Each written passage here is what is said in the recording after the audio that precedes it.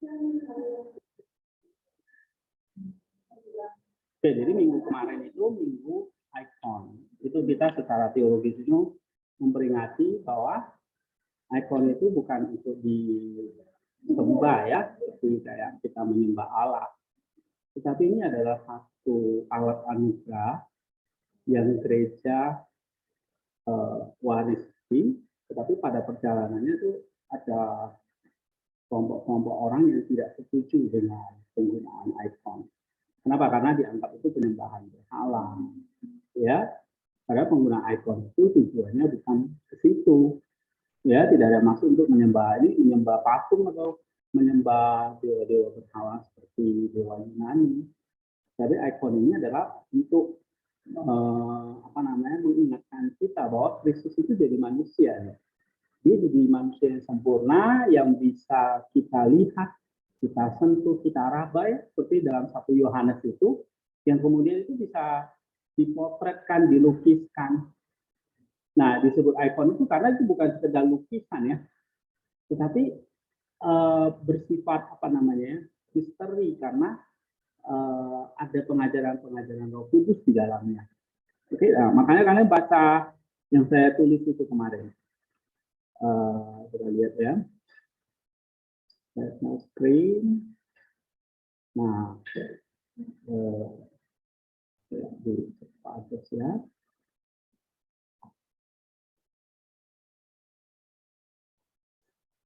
Mana ini? Oh ini. Nah ini ya. Jadi apa arti ikon itu kita mesti tahu.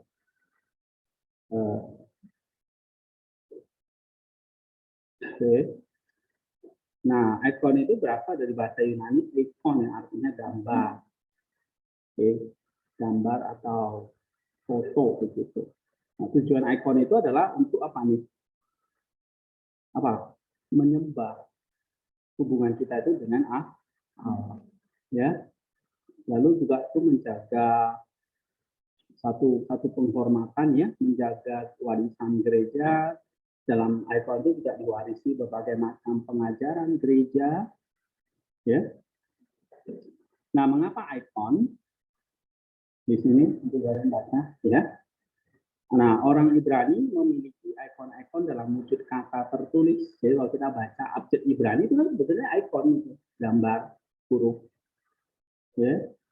Tapi mereka menentang gambar apapun, tapi tidak menyadari bahwa kombinasi huruf yang menyampaikan makna seperti itu adalah satu gambar lain. Yaitu satu ikon juga.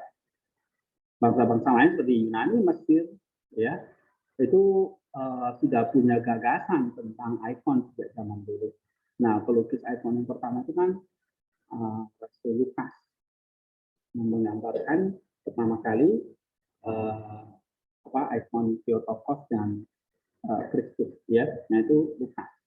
Tapi di tengah perjalanan ikon itu memang ada ada muncul yang namanya ikonoklas. Ikonoklas itu artinya hapus secara paksa ya. Ini satu aliran atau paham bahwa ikon itu adalah satu alat penyembahan berhala. Oleh sebab itu, nah zaman itu pada konsili ekumenik ke-7 ya di Nisea itu kan dipulihkan bahwa ikonoklas itu adalah satu ajaran yang tidak sesuai dengan tradisi gereja atau bahkan dianggap pelajaran kita. Nah itu dipulihkan sehingga gereja itu memperingatinya minggu kemarin tuh, minggu pertama masa Lent. Lent itu tahu ya, masa puasa Prapaskah. Nah, kita sudah memasuki satu minggu pertama ini, yaitu minggu kemenangan ikon atau istilahnya minggu kemenangan ortodoksi. Kenapa ortodoksi? Karena paham yang benar itu diluruskan kembali. Kalau kita itu boleh menyembah ikon. Tapi ternyata dalam perjalanannya memang di dalam gereja tradisi Latin atau Barat itu mereka lebih cenderung memakai patung daripada ikon. Ya, sehingga pada abad ke-15 atau 16 itu ada reformasi, penggunaan ikon bahkan patung itu dilarang karena reformasi gereja. Ya, sehingga sampailah ke gereja-gereja Protestan seperti kita ini sekarang itu dilarang menggunakan patung ataupun gambar-gambar apapun. Ya, tapi kita sendiri nggak menyadari bahwa ketika kita lihat orang lain, kita melihat ikon. Saya melihat Maritaisi, saya melihat ikon. Waktu saya baca Alkitab, teks-teks suci ini misalnya bahasa Yunani, bahasa kita ya, bahasa Latin, huruf Latin itu, abjad itu adalah ikon. Oke, saya melihat Nusanti, saya melihat ikon gitu. Jadi ikon itu nggak bisa dihindari karena apa? Kita mengatakan manusia itu adalah gambar Allah. Nah, gambar itu artinya apa? Ikon gitu. Ya. Nah, waktu kamu bikin salib gitu ya, di gereja boleh pakai tanda salib ya. Itu adalah ikon yang kita lukiskan salib. Kamu kalau ke toko buku ya, atau ke toko jual-jual rohani itu, ada nggak salibnya macam-macam modelnya? Bahkan dibikin perhiasan ya kan? Mungkin di sini ada yang pakai kan? Ya, bikin kalung, bikin apa namanya ring, dan itu semua apa? Ikon. Kita nggak menyadari gitu ya. Oke, bahkan Tuhan Yesus sendiri, ya dia pakai apa? Roti dan cawan. Ya, itu apa? Itu benda. Yang kalau kita potretkan itu jadi ikon. Lihatlah roti ini dan cawan ini. Kamu melihat apa? Benda yang bisa dilukiskan gitu. Oke. Nah, jadi kayak alat-alat, bahkan itu kayak roti, cawan, kayu, dan segala macam, itu menunjukkan bahwa materi itu adalah ciptaan Allah yang bisa memuliakan Tuhan, termasuk ikon, walaupun itu lukisan yang dilukis di atas kayu, ya, atau kertas itu kan dari kayu, ya kan? Itu menjadi alat kita memuliakan Allah. Ya, jadi kita tidak menyembah ikon, kita menghormati, memuliakan ikon itu sebagai simbol. Ya, tidak membuat satu penghormatan pada kayu atau pada benda-benda lain, tetapi di balik itu ikon itu menyatakan ada satu kemuliaan Allah yang kita bisa lihat di situ. Ya. Nah, pertanyaannya ini, kenapa kok kita mesti gambar ikon gitu? Bukankah tidak ada seorang pun yang pernah melihat Allah?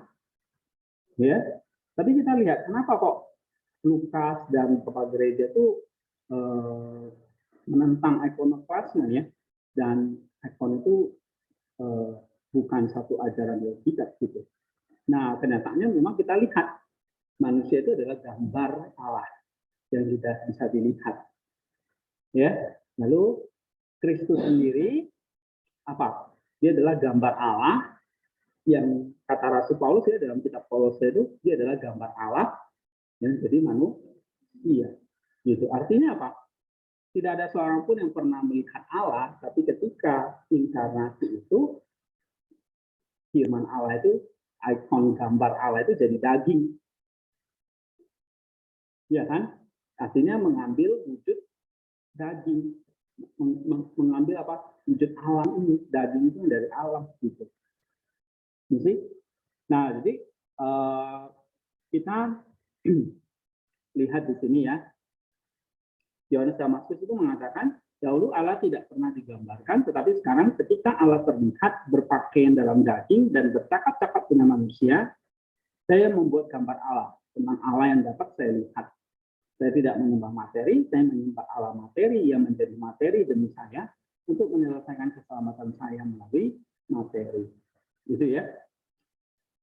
Oke. Jadi kalau ditanya, nah ini contoh. Ini kan dilukis ya di dalam kayu lah atau di atas kertas.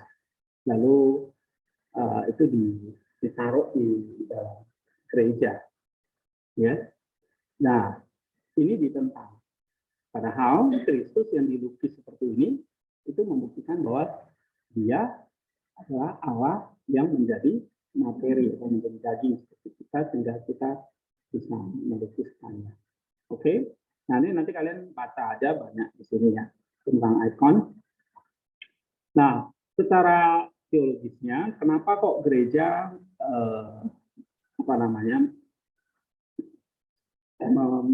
memperingati Minggu Ekor ini. Nah, ini bukan sekedar kita menyembah atau menang-menangan gitu, tapi lebih penting adalah mengingatkan kita bahwa ini Minggu Ekor ini kita diajak untuk apa? Kembali lagi ingat bahwa kita itu adalah ikonnya atau gambarnya Kristus. Ya. Nah, sehingga di masa lain ini kenapa kok gereja minggu pertama itu kok kita memperingati tentang ikon ini. Nah, mengajak kita nih kembali